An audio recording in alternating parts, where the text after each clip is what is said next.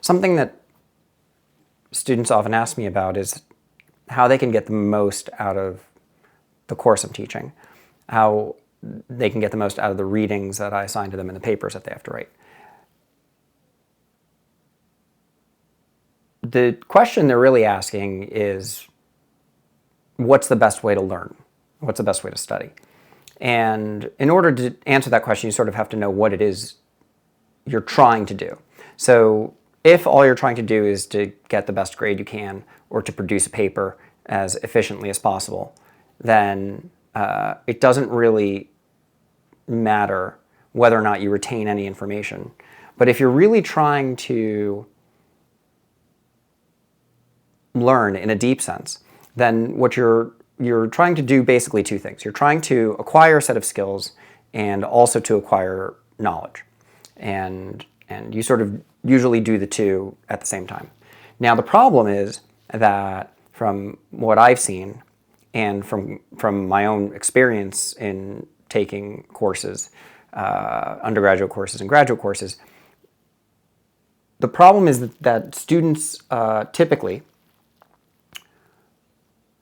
read papers or books or come to class with the material in hand, engage in discussions, and then finally at the end of the semester, when it's time to write a final paper, generally they've sort of forgotten most of the material. They go back and dig up all of the papers that they've read through the semester, piece together some essay making some point, pulling fragments from some of the other relevant papers that they've read, and then submit that as, let's say, the final paper.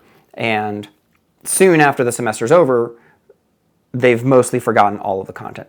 Now, you could argue that maybe what they're doing is they're learning how to write papers, and that's all that really matters. But I think that that would be an unfortunately sort of low bar to aim for. I think the key is,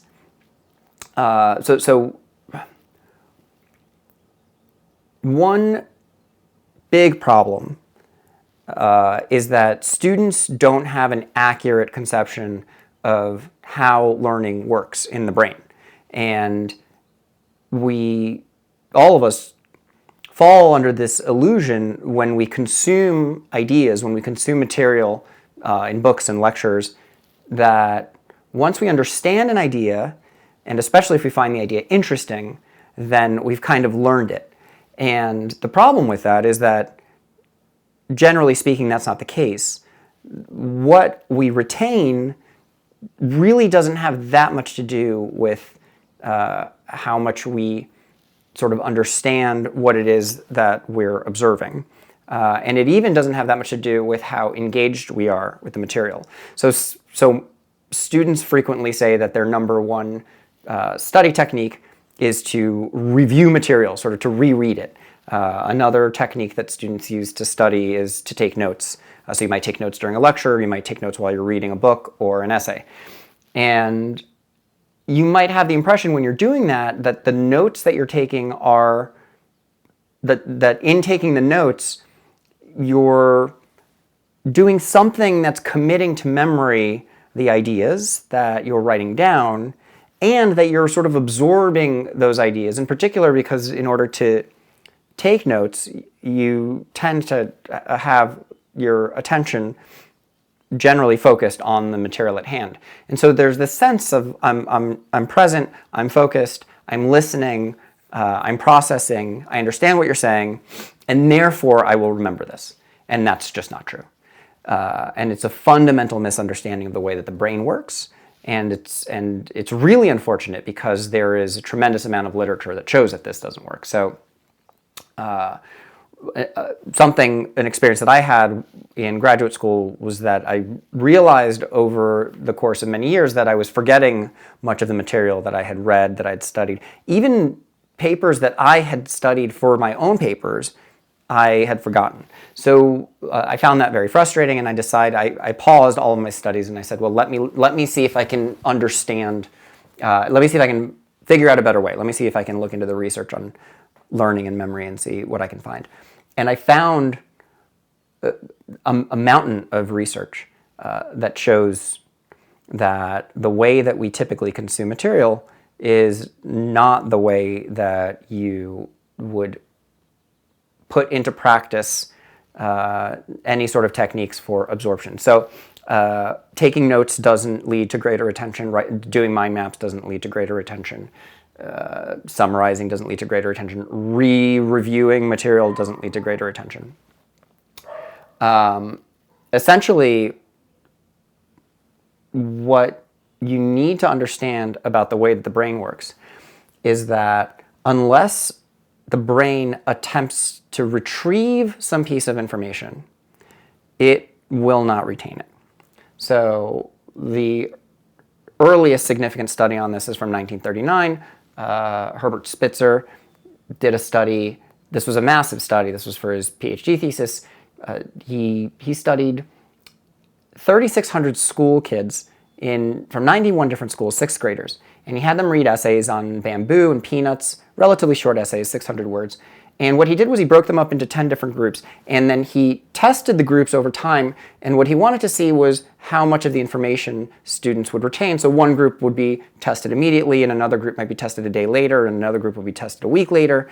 And so these different groups would perform differently on the tests. These were multiple choice tests. And that's exactly what you would expect. Presumably, the longer you wait to take a test from the time that you were exposed to the material, the less you'll remember. So that's fine. And you get sort of, you get what's called a forgetting curve, where eventually you reach an asymptote because you've forgotten everything.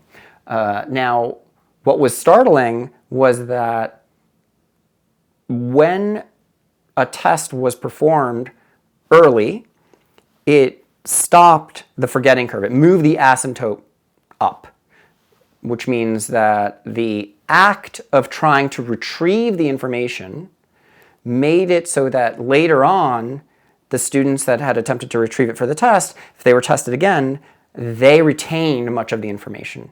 So the act of attempting to remember the information is itself an exercise. It is itself the signal to the brain that this piece of information should be remembered. So we are accustomed to thinking of learning and testing as two separate things. We're accustomed to thinking of learning as the stage where we observe something and think about it, and so now we learn it. And then the second step later on is to test it to see if we have learned it. That's wrong. The way it actually works is that when you observe something, you hold on to it briefly, but unless you actually try to retrieve it from memory, you don't retain it, right? So there isn't really any learning that's happening in the observation. So one sort of incredible quote that was buried on the 7th page of Spitzer's thesis is that more was forgotten in one day without recall than was forgotten in 63 days with the aid of recall. And his entire study was 63 days long, so presumably it just wasn't really getting forgotten. So what does he mean? What he was talking about was that the groups who were tested right away, and then the groups who were tested one day after they had read the material, right, separate groups, right, there was obviously a gap in performance there. And that gap was massive, right? So the amount that they forgot in one day was huge. And then if you had students instead do a retrieval, right, do a recall the same day that they're studying the material, and then test them weeks and months later, you'll find that they remember more than they've forgotten less than the students who waited a day to get tested had forgotten, right? So effectively what that means is that by attempting a retrieval relatively soon after you observe something, you seem to short-circuit this forgetting process and give your brain a signal that it should try to hold on to this information.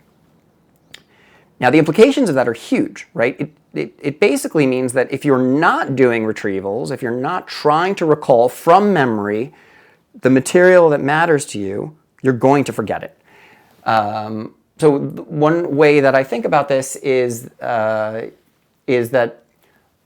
reading is something like observing. If we were to take an analogy to a physical skill like learning a dance, reading is like watching someone perform a dance, and attempting to recall the information is like trying to do the dance yourself. So as you can imagine, if you watch someone perform a dance, you're not going to know how to do the dance. You might feel like, oh yeah, maybe I could do that, right? I kind of get it, I see it, everything's there, there's no mystery, right? Nothing's hidden from you. But there's no reason for you to believe that you yourself would be able to reproduce that dance, because you know that those types of physical skills are embodied. Well, knowledge is embodied too. And so in order for you to remember anything, there are similar neurological processes in place. And so again, you need to try to retrieve the information, struggling often, right? You might, and I'm not talking about rote memorization here. I'm not talking about memorizing passages or photographic memory or anything like that. I'm talking about reading something and then closing the book and, or even reading a page or a couple of pages, pausing, looking away from the text, and trying to remember what it is that you just read in your own words, right? Describe the concept, describe the argument, whatever it is that the author is trying to convey to you, can you convey it yourself? Can you do the dance, right? That's what you need to be able to do. Now, the Spitzer study was done a while ago, right, in 1939, but there have been innumerable studies that showed that this is reproducible, that this is consistent. It's called the testing effect, and unfortunately, we tend to have bad associations with the word testing because we think of testing as assessment, right? When you think of a test, you think of getting a grade. And for most people, that induces a state of anxiety, it makes them really uncomfortable. And that makes sense, right? And you could imagine that if your whole life, every time you try to do a dance, you got a grade on that, you would never feel very excited to learn how to do a dance. So what you need to do is to decouple this idea of testing from the anxiety of assessment, right? You need to understand that the act of retrieval is going to feel like a test, but that it is in fact you practicing the material so that your brain remembers it. So I'll give you another study or two. In 1967, Tulving conducted a study where he showed that if you take students and split them into two groups, and you have one group do 6 rounds of the following.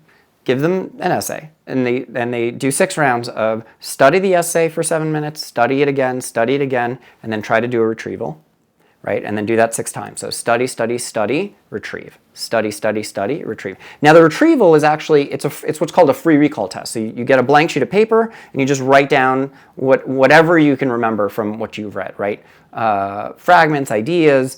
It's, again, not photographic memory. It's not about regurgitating it in exactly the form that you consumed it, but just trying to see how much you can retain.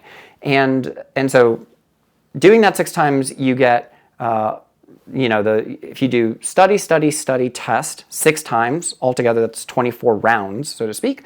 And so of that 24, you had 18 opportunities to study the material, and you have 6 opportunities to retrieve it. Actually, I'm mistaken. It was lists of words. They were audio. They were spoken words, and then the students got to hear the words 3 times, and then they had to try to remember as many of the words as they could from the list. I think it was 36 words.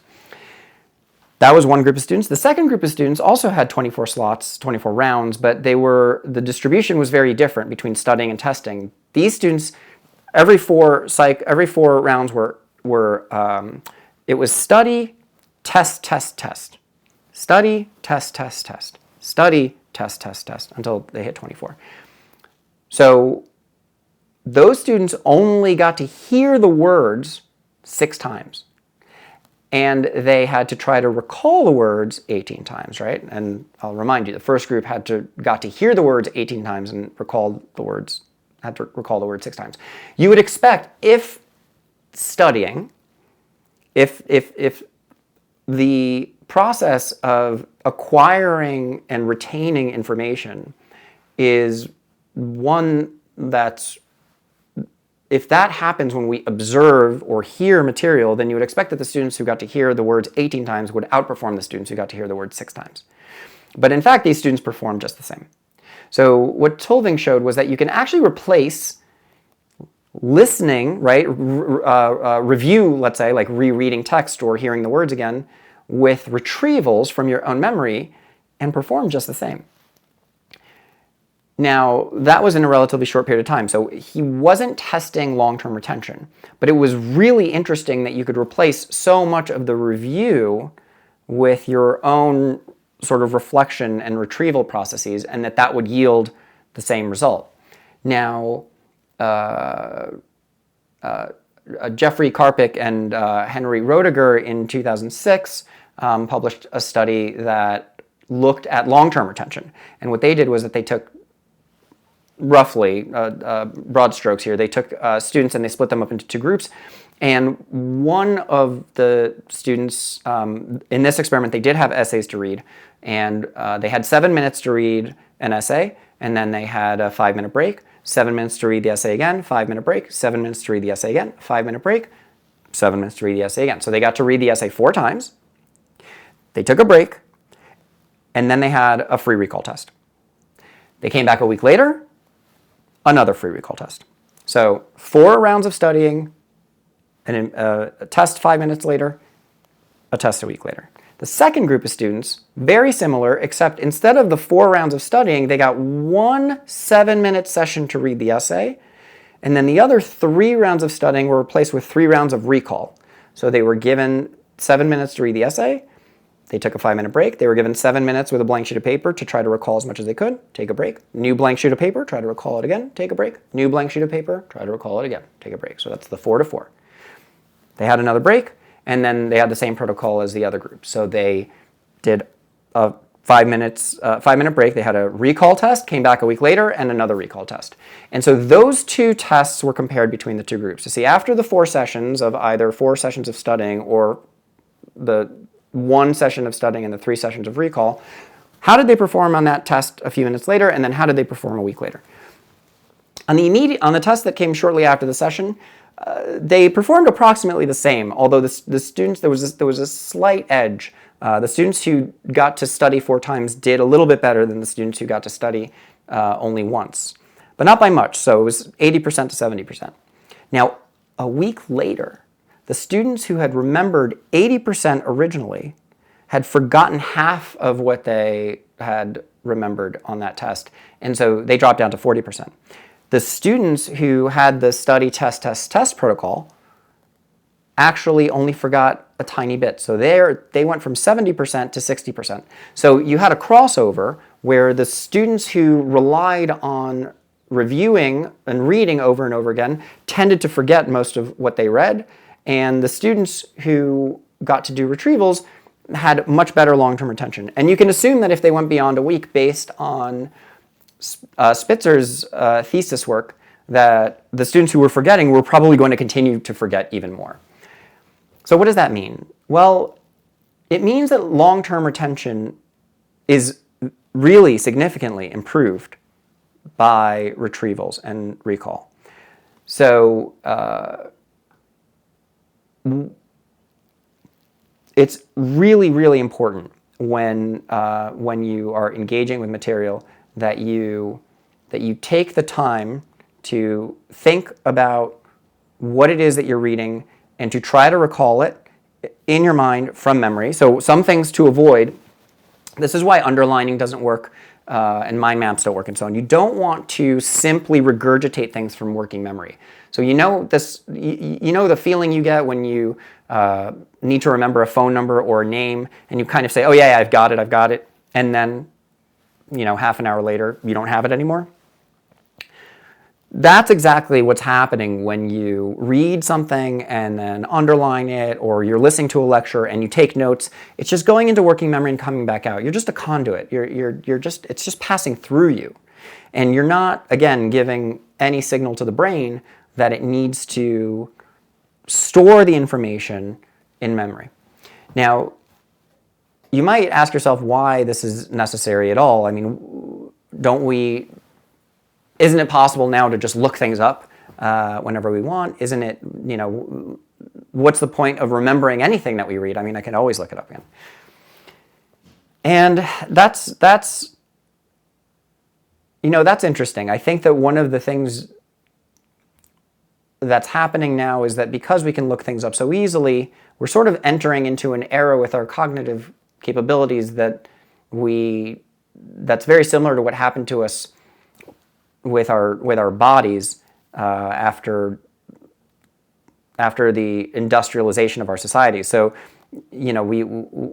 we came to a point where we didn't need to do any physical labor anymore, and we presume that, well, life is good and we don't have to do that anymore. But now we sort of know that we have to go to gyms and we have to work out and we have to use our bodies. And I would say that our brains also have to be used. So the fact that we can look everything up now is no substitute for trying to retain information that's meaningful to you. Now you get to choose what matters to you, right? And so I'm not saying that you should try to remember everything you read, but it's impossible to draw any sort of connections in any meaningful way if you're constantly forgetting everything that you read. So, there might, you can imagine that there are parallels and there are interesting connections between texts and ideas across different sources. So it will never, if you never remember anything, then it's not going to occur to you that an idea from the Stoics and Marcus Aurelius is similar to an idea from Epictetus, and that's similar to an idea from your cognitive behavioral therapist, and that's similar to an idea in the 7 Habits of Highly Effective People. And so, what that ends up, the argument that you never have to remember anything sort of sounds a little bit like the argument that, well, why, imagine that you ask for your friend's advice, and then you talk to another friend, and you talk to another friend, and as time passes between these conversations, you sort of forget what each friend told you. And, you might say, well, why should I have to remember it? I can always just go back and ask that friend. But that would be an absurd argument. It matters that we retain ideas. It matters that we can draw connections between those ideas, and it matters that those ideas are in our minds, because otherwise the possibility of those connections is gone, right? There is no way that you will notice a similarity between ideas, or that you will even really remember what was interesting about an idea if you don't have it retained in some form, right? In a way that makes sense to you in your own mind. And really, what are we doing when if you might say, if I were to stop people in a book, and I guess a lot of people aren't reading these days, but if I were to stop someone walking out of a bookstore and ask them, what is it that you hope to do by reading that book? Do you expect that you will remember anything from the book that you just bought? And some of them might say, no. It's entertainment. I'm passing the time. But I think most of them would hope to retain some portion of what it is they're reading, because presumably they were motivated to buy that book and not any of the other innumerable books, because that book is relevant in some way to their lives, right? It speaks to you. So there's, I think, a good argument to be made for the desire to retain information. And if you want to retain any information, if you want to hold on to ideas, if you want to learn, then you really do need to do some process of retrieval. The other nice thing about retrievals is that you can do them anywhere. So if you restrict yourself to this idea that in order to learn you have to sort of review over and over and over again, then you also restrict the logistical circumstances in which you might be able to study or read or absorb information, right? So because you have to be able to sit down and read the book or watch the video or even listen to the audio. But you can do a retrieval anywhere. You don't need any equipment. All you need is your mind. So if you read something and you attempt to retrieve it, you can that in and of itself is the exercise. You can do it anywhere, and it'll ensure to a far greater extent that you will hold on to the information in the long term. And so I've used, practically speaking, this does slow down your consumption of material. It means that as you go, you need to pause and stop and try to do retrievals. It means that as you're lying in bed or taking a shower or driving to work, you might stop distracting yourself with other forms of entertainment and amusement and try to do, a brief retrieval. It doesn't take much. It sort of depends on how much it is that you want to hold on to, but you can do short spurts of retrievals and it'll make a significant difference in your retention of whatever it is that you're reading. And it really does, another thing that's very interesting is that in circumstances where this has been attempted in classroom settings, for instance, in surveys at the end of the semester, students who conducted retrievals more frequently, let's say with an ungraded quiz at the beginning of every lecture or at the end of every lecture, they graded the course as a better course. They graded the material as more interesting, as more engaging. Presumably this is because they held on to more of it, and in the process of holding on to it and doing the retrievals, they did become more intimately engaged with the material, making it much more a part of themselves and really feeling a sense of identity with that material, identification with the material. So it's really helpful to do that, and while at first it'll feel clumsy and frustrating and perhaps a little irritating because there are going to be things that you're going to try to remember and you're not going to quite be able to remember them, it really in the end will be more rewarding. It'll make reading and thinking about material far more rewarding